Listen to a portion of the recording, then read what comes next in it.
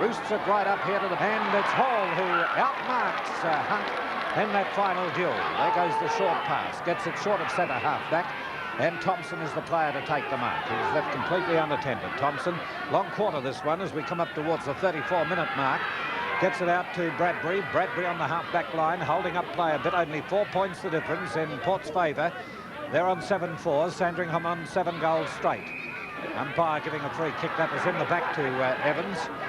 And he gets the free on the outer wing position, tries to get around opponents, successfully does it, and then sends it towards the right forward pocket. And Fred Cook, leading in the race for the ball, has taken the mark in front of Saru as the siren goes for the end of the first quarter. Cook now getting ready to line them up. He's within scoring range, on an angle, about 2 metres in from the boundary line, puts it high in the air, well off target that one. And there it is, the first quarter over with Port Melbourne 7-4, leading Sandringham 7 goals straight. Comments from Bill Jacobs. It was a good first quarter. At the 22-minute mark, Port Melbourne were holding a 15-point lead, and the Sandringham defence decided to tough it out. They bit the bullet, and there were a couple of biffs went on up on the forward line for Port Melbourne. They lost poise for a while. Sandringham recovered, piled on goals, and caught Port nearly by, I think they're only about 4 points ahead behind Port Melbourne. Then Port came back in the latter stages of the quarter, and they did well, and they hold an advantage of 4 points. But they don't want to fall for the trap. They've fallen for it once this quarter, and they might fall for it again if some of the hotter heads in the Port Melbourne camp aren't subdued. But it was a great quarter of football. Port deserved their lead. Had the 2 best players on the ground in O'Reilly and Swan, and if they continue to control those positions, I think they can go in at half-time with a lead.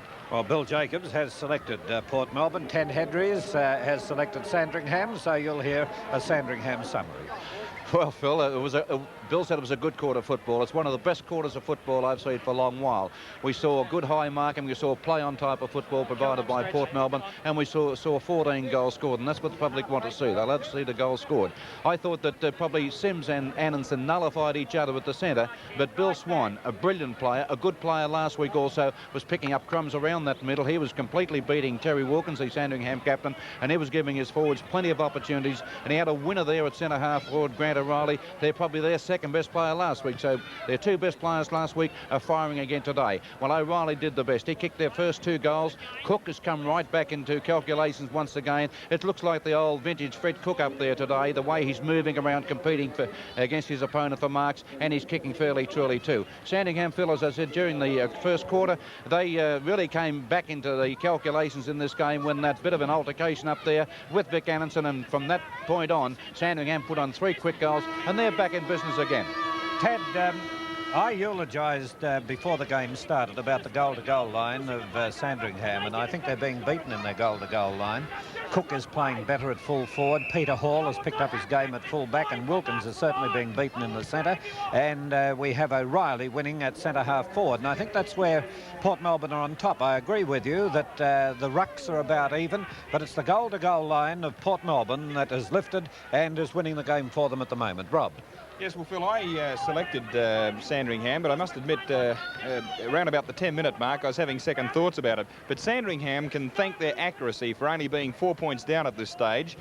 To my money, Sandringham's defence has just got to tighten up a lot. They've let Port Melbourne in at the crucial stage for some very easy goals, and that's taking nothing away from Fred Cook, who has certainly come back today and shown us that he's still a great player. But Swan in the centre has been right on top, and he's one of the main reasons that Port Melbourne have a very, well, only 4 points, but considering the scoring shots, what's that, 11 shots to 7, and Sandringham 7 goals, Swan has had a lot to do with that. Right, Ian, statistics on the game. A good quarter of football. In that quarter, a total of 14 goals were kicked, which works out at 1 goal for every 2.5 minutes. Port Melbourne kick getters, Wilkinson 7 kicks. Swan would be the best man on the ground with 12. O'Reilly 8 kicks, and he's kicked 3 goals. Sandringham kick getters, Saru 6. Sims is beating Annanson around the ground with 7 kicks, and Chapman 4. Goal kickers for Port Melbourne, 3 each to O'Reilly and Cook, and 1 to Kavanagh. For Sandringham, 2 each to Hunt, Chapman, and 1 each to Mailing, Adams and Way. Team statistics, free kicks for that quarter, Sandringham 13, Port Melbourne 13. Port Melbourne stronger in the air with 24 marks, Sandringham 14.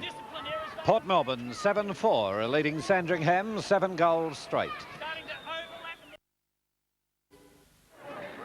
Well, there we have the Sandringham side with the bookie. Sandringham 7 goals and Port Melbourne 7 goals 4, and Port Melbourne, well, they've just received a tongue lashing from Gary Bryce, who's continuing on with that, and I'd say a lot of the talk would be over that incident with Vic Anderson up in the forward line for Port Melbourne, when Sandringham then got on top with about 3 quick goals. Then progress scores now. Dandenong 24 leading Brunswick 19. These are quarter time scores coming through. Caulfield 22 trailing Preston 30. Geelong West 20 just trailing Coburg 23. Frankston 35 right on top of Paran, a total of 8. And in second division, Williamstown leading Waverley. Mordialloc leading Box Hill. There's your mate, Phil. Peter Hogan. Yeah. Yarraville 32 are on top in that game. Werribee 33 leading Northcote 9. Just looking at the way this game is presented today too, Rob. The way the VFA have presented it, I think it's the best effort they've put on this year and for quite some time. They have the crowd, they have the atmosphere. Well, Phil, I've been calling VFA football now for only 3.5 years, and I would say with the exception of the finals, this is probably one of the most best presented games, the most exciting games that I've seen. And quite frankly, we did 2 news stories on the VFA during the week, which we don't normally do, but it was certainly justified, and you can see that by the attendance here today. Yes, because it is a record gate taking. We know that. We know prices have gone up, but we'll probably have an indication of the crowd. It certainly looks a record crowd. But certainly does, and most of the Sandringham supporters are down on Sandringham Hill. That's to our viewers right there, and the Sandringham supporters certainly get onto the back of Freddie Cook down there. Yes, I'll give him a bit of curry here in the second quarter. 4 points the difference in Port Melbourne's favour. There goes the bounce for the second quarter. Up they go, and Annanson got the knockout, but we have Sims who interfered with Annanson on the run-in, and Annanson will get the free kick. And this is Annanson second kick, but with a ruckman, of course, it's the work they do with their taps and movement of the ball.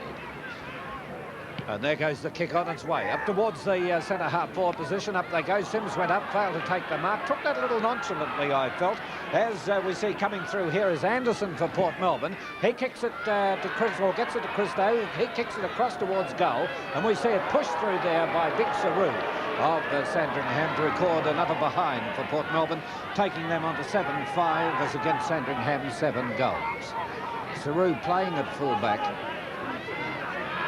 changed his mind then and has decided to kick towards the bay side of the ground, and across here is Mannix, who goes up, fails to take the mark, and let's let Swan in again. Swan with a hand pass to Wilkinson. Wilkinson grabs the ball right on the boundary line, spears it towards the goals, and Saru just getting there to take the mark in the last line of defence. He goes for the hand pass, gets it out to his teammate here in Pledger. Pledger, we haven't seen that much of him under suspension, and will pay the mark this time to Adams of Sandringham. What do you mean under suspension? He's back. Well, he has been under suspension, and that's why we haven't seen him in the games we've done, Ted. All right, that's Scott getting the kick in up towards the centre forward zone. Moving in now is John Christo. Christo gets the hand pass across to his teammate in Thompson. Thompson around the wing on the outer side. Rising high was Bradbury, who failed to take the mark. Moving in is Kavanagh. Kavanagh now couldn't get away, and the boundary umpire indicating that it had just gone over the line. So it's 5 points the difference at the present time in Port's favour. Up go the big fellows. That was Annanson with a big knockout from the ruck, and here's the opportunity for Abaya to move in on the ball. He sends it towards the half-forward zone, and Port Melbourne have every chance here through the agency of Christo, who in turn gets it to Anderson. Anderson here to the dangerous O'Reilly. O'Reilly shoots for goal, and it's another one up for Port Melbourne. They go on to 8.